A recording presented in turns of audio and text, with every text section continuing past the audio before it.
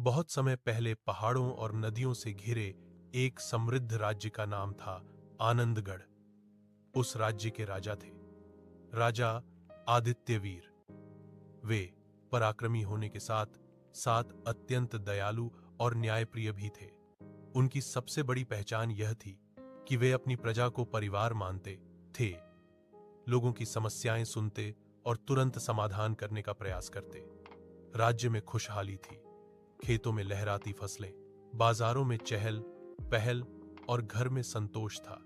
राजा ने गरीबों के लिए अन्न भंडार खुलवाए थे, किसानों के लिए कर में छूट दी थी और बीमारों के लिए मुफ्त उपचार की व्यवस्था की थी। इसी कारण प्रजा उन्हें दिल से चाहती थी। लेकिन महल के भीतर सब कुछ उतना शांत नहीं था। राजा का प्रधानमंत्री रुद्रसेन बाहर से वफादार दिखता था, पर भीतर ही भीतर ईर्ष्या से भरा था।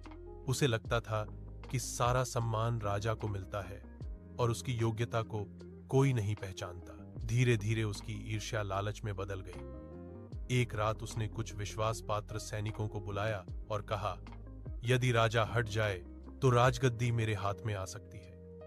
सैनिक पहले तो घबराए, पर लालच के आगे झुक गए। उसी दिन से साजिश की नींव पड़ गई।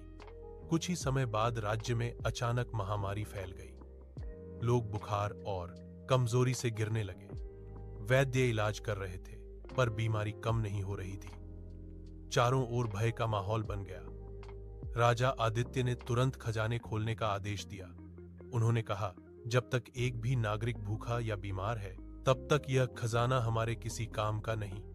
वे स्वयं गांव जाकर लोगों का हाल पूछते। उनकी आंखों में चिंता थी, पर हिम्मत भी थी। इसी बीच एक अजीब अफवाह फैलने लगी कि यह बीमारी राजा की गलत नीतियों के कारण आई है। आगे जानने के लिए फॉलो जरूर करें।